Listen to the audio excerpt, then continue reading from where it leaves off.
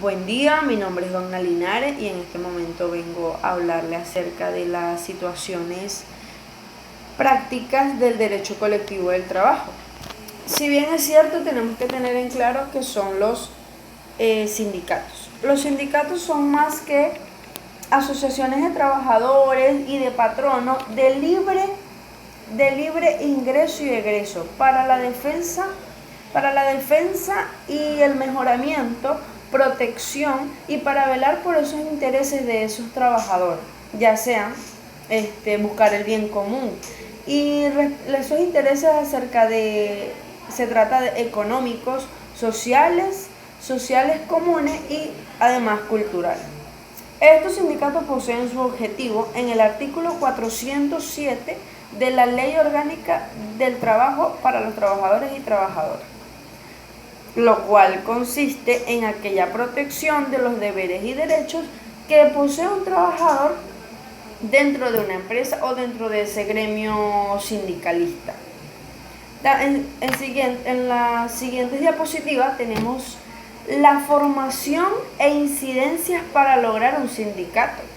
Si bien es cierto, existen unos lineamientos, una ley por la cual debemos regirnos y resaltar y cumplir todos esos requisitos que me pide esta ley para poder formar dicha convención o dicho sindicato, la cual consiste en un registro de ese sindicato con lo que me establece la ley. Es de resaltar que los sindicatos poseen libertad para crear sus estatutos, poseen distintas cláusulas de la convención colectiva y en consiguiente tienen libre albedrío para administrar, para programar sus actividades.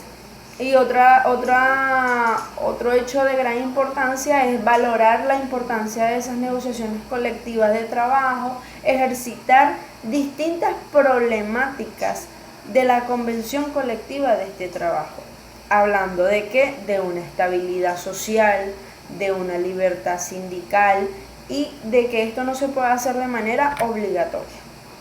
En consiguiente tenemos la evolución histórica de las organizaciones sindicales, que no es más de resaltar que en 1936, en la década de los 30, existe un movimiento obrero el cual se preocupa por las necesidades de sus trabajadores y no es más cuando con la muerte de Juan Vicente Gómez, donde aparece la democracia, se forman aquellas asociaciones y aquellos gremios para lograr sobrevivir en medio de la persecución de aquel tiempo vivido.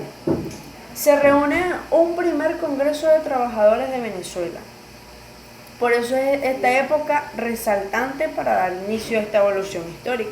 En consiguiente tenemos la huelga petrolera en 1938 y no es más hasta 1945 donde la participación de los sindicatos se hace manifiesta, donde hay grupos llamados rojos, negros, blancos, que hacen alusión a aquellos grupos electorales.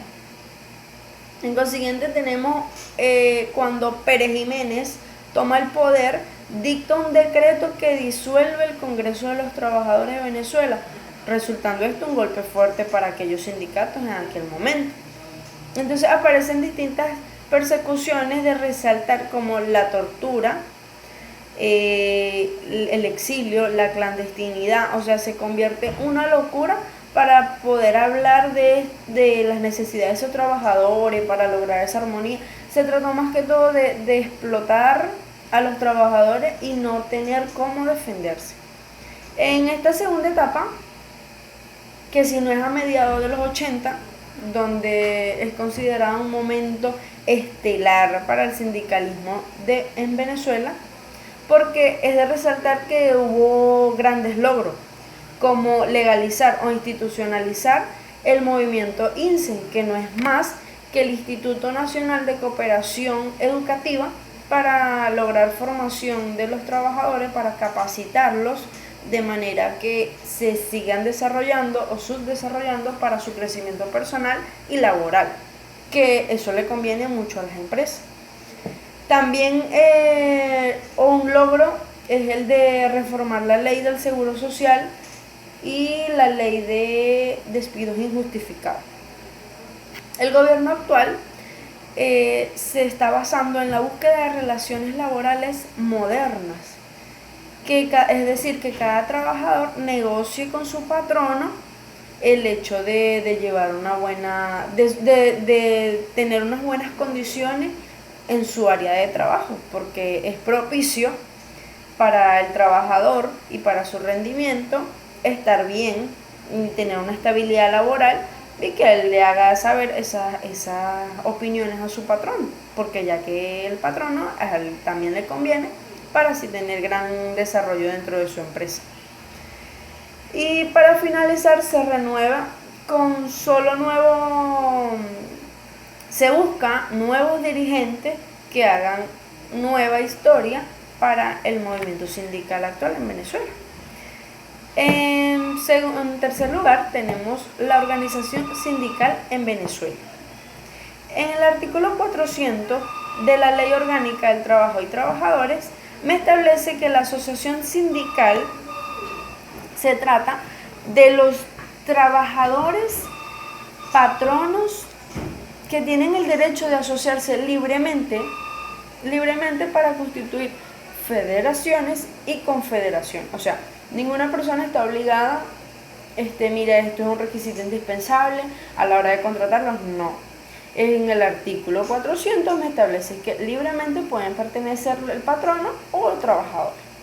En consiguiente tenemos el 401 de la ley, donde dice que nadie podrá ser obligado ni constreñido a formar parte, ya sea de manera directa o indirecta, dentro de un sindicato.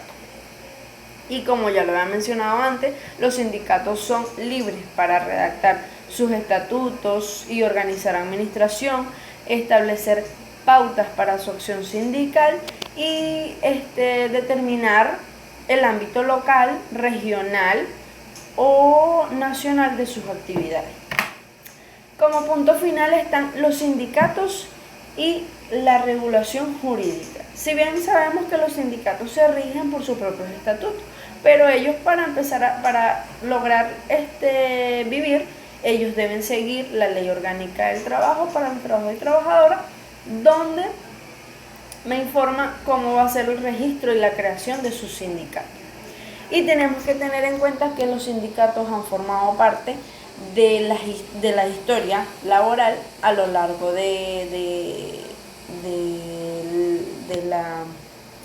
los fenómenos sociales, económicos y culturales de la sociedad contemporánea. Es de resaltar que la Organización Internacional de los Trabajadores estima y resalta que la mejor forma de luchar por los deberes y por los derechos de un trabajador es agrupándose.